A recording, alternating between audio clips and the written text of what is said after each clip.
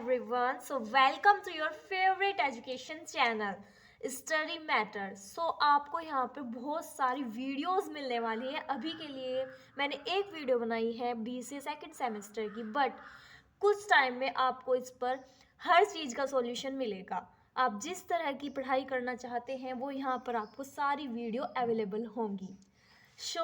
आज मैं आपको BCA सेकंड सेमेस्टर का सी प्रोग्रामिंग का यूनिट फर्स्ट आपको मैं आज क्लियर कराऊंगी.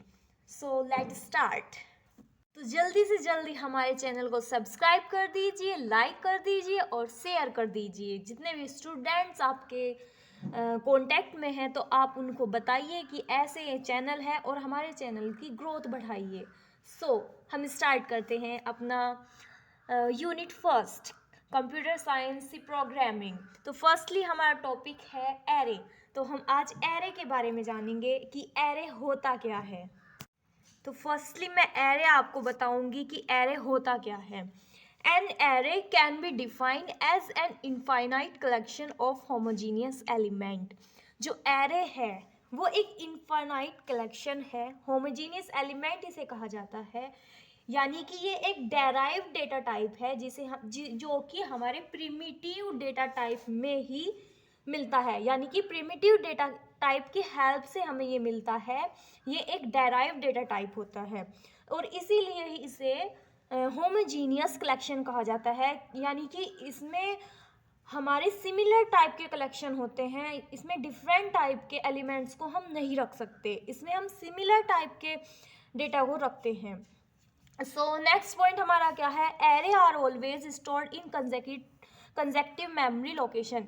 यानी कि जो एरे है वो हमेशा स्टोर किया जाता है कंटिन्यूस मेमोरी लोकेशन में. इसे हम एक के बाद हम इसे स्टोर कराते हैं इसके एलिमेंट्स को.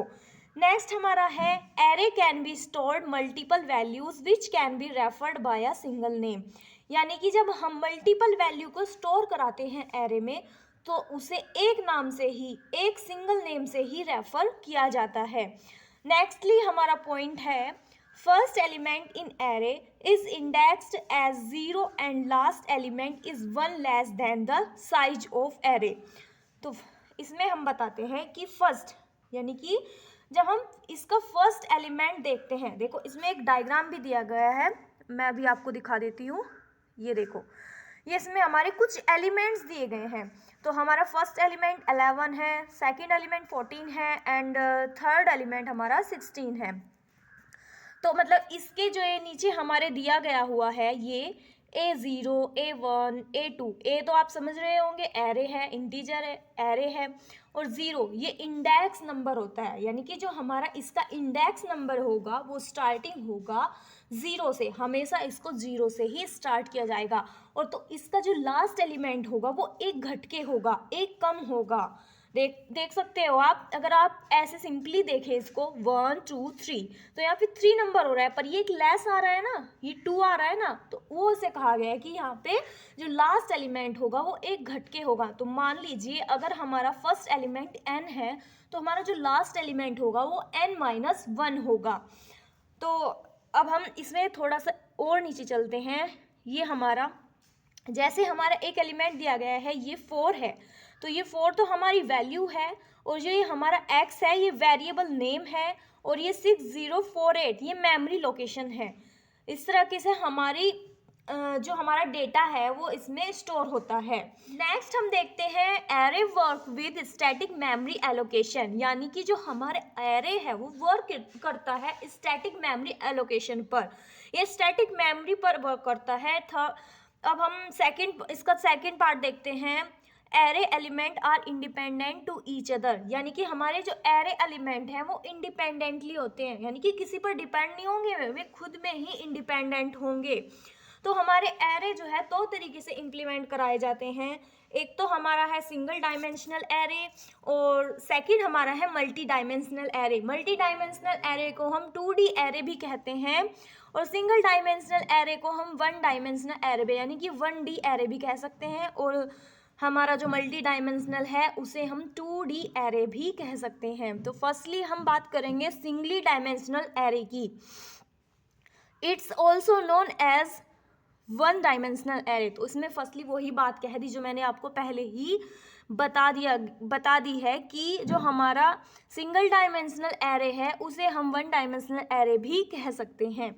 नेक्स्टली पॉइंट हमारा है it is use only one subscript to define the element of array, यानी कि इसमें हम ओनली एक सबस्क्रिप्ट को ही यूज कर सकते हैं। समझ रहे हो कि मतलब कि हम इसमें या तो रो को यूज करेंगे या फिर कॉलम को, दोनों को हम इसमें यूज नहीं कर सकते। एक सबस्क्रिप्ट में ही इसको हम लिखेंगे, एक लाइन में ही, एक सीक्वेंस में ही लिख सकते हैं।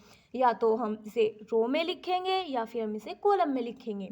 ठीक है, तो आपको इसमें शो भी किया गया है डायग्राम में कि या तो हम एलिमेंट को इस तरीके से लिख सकते हैं या फिर हम एलिमेंट को इस तरीके से लिख सकते हैं। तो इसकी नेक्स्टली हमारी डिक्लेरेशन भी दी गई है डायग्राम की। इसमें हम वॉइड मैन करके एक्सप्रेशन वगैरह दिखा देंगे। तो इस तरीके से इसमें क्या होगा, हमारा जब हम डिक्लेयर करेंगे तो हमने एक इंटीजर ले लिया, ए वैल्यू ले ली, यानी कि ए हमने एरे लिया और इसमें 0, यानी कोई भी एलिमेंट ना डाल लो अगर आप, ठीक है, ऐसे भी हो सकता है।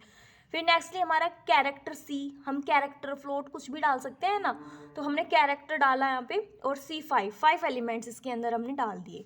तो नेक्स्टली अब हम देखेंगे इसमें हमारा है इनिशियलाइजेशन, यानी कि हमारा सिंगल डायमेंशनल का इनिशियलाइजेशन कैसे होता है।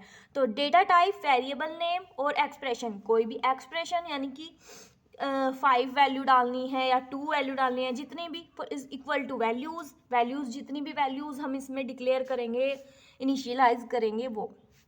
तो इसमें एक एग्जाम्पल भी दिया गया है इसका, जैसे कि इंट ए 10 दिया हुआ है, यानी कि 10 वैल्यूज को हम यहाँ पे शो कर देंगे एलिमेंट्स को।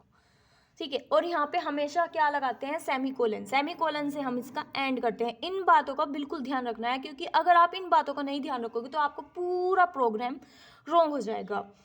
तो इसमें एक छोटा सा एक प्रोग्राम भी दिया गया है, प्रोग्राम ऑफ 1D एरे का प्रोग्राम हमारा एरे के एग्जाम्पल में भी चलेगा। ठीक है, तो अगर हमारे से पूछा जाए कि सिंगल डायमेंशनल एरे का एक प्रोग्राम दीजिए या फिर एरे का, तो वो सिंगल डायमेंशनल एरे वाला भी चलेगा, फिर या फिर मल्टी डायमेंशनल का दे दो, कोई वो नहीं है इसमें। तो अब हम देखते हैं प्रोग्राम देख लीजिए। हम आपको पता है हमें 2 हेडर फाइल हम यूज़ करते हुए आ रहे हैं सी प्रोग्रामिंग में। आपने फर्स्ट सेम में भी देखा होगा, हैशटैग इंक्लूड studio.h को और हैशटैग इंक्लूड conio.h को।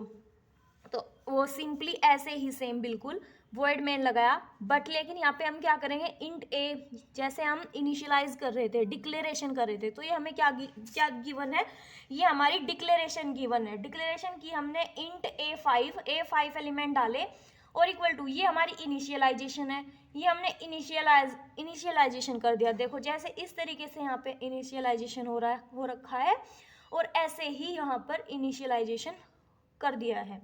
तो हमने एक एलिमेंट यहाँ पे ले लिया इंट आई, ठीक है, ये हमारे एरे था और यहाँ पे एक इंट आई ले लिया हमने, ताकि हम लूप को चला सके और अपनी जो वैल्यूज हैं उसको शो करा सके आउटपुट में। तो प्रिंट एफ करा दिया हमने, एंटर 5 इंटीजर वैल्यूज।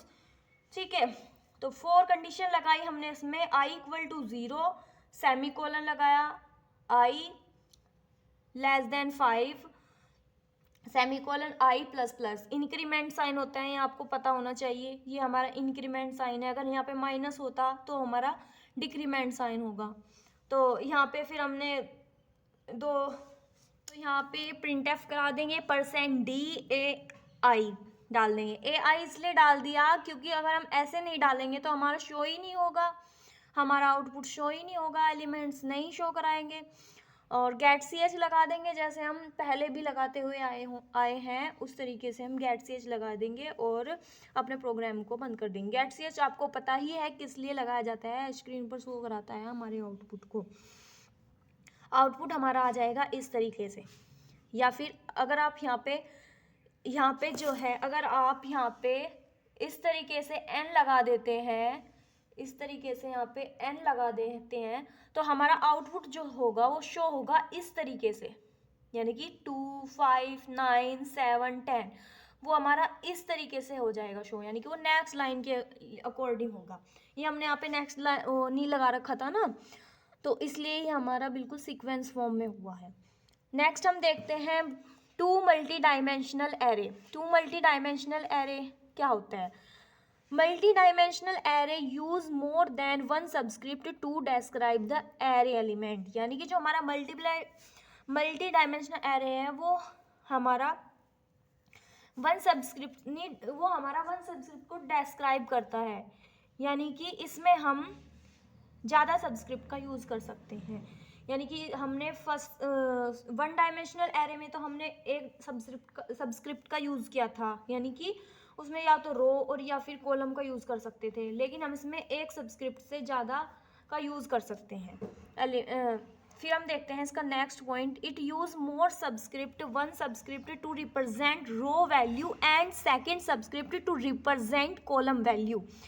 यानी कि हम इसमें दो सबस्क्रिप्ट का यूज़ करेंगे। वन सबस्क्रिप्ट हमारी रिप्रेजेंट करेगी रो वैल्यू को एंड सेकंड सबस्क्रिप्ट हमारी रिप्रेजेंट करेगी कॉलम वैल्यू को।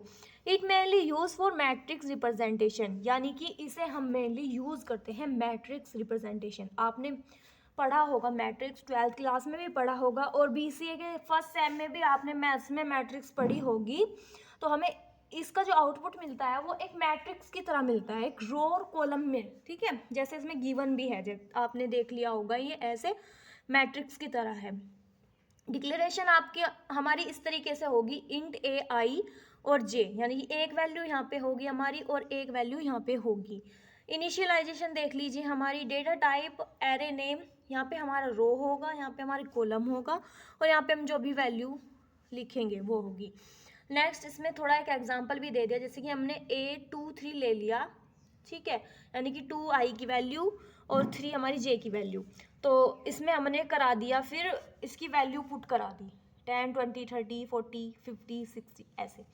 तो अब फिर इसके बाद इसका एक प्रोग्राम भी है 2D एरे का हमारा, hashtag include studio.h hashtag include conio.h void main करा देंगे। फिर उसके बाद इंट मैट्रिक्स, यहाँ पे हमने मैट्रिक्स ले लिया 3 इंटू 3 का मैट्रिक्स लिया, यानी कि ये 3i और ये 3j और एक i और j ले लिया हमने, ठीक है, एलिमेंट्स ले लिया i j। और फिर क्लियर स्क्रीन करा दी, printf करा देंगे, enter integer value for 3 into 3 matrix.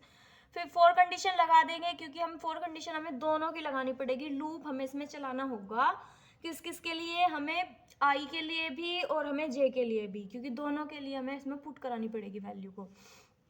तो हमने 3 वैल्यू ले रखी है दोनों की, तो हम यहाँ पे करा देंगे i equal to 0 semicolon i less than 3 semicolon i plus plus, increment के साइन आ जाएंगे यहाँ पे, क्योंकि ये एक के बाद होगी ना, इंक्रीमेंट होती जाएगी खुद।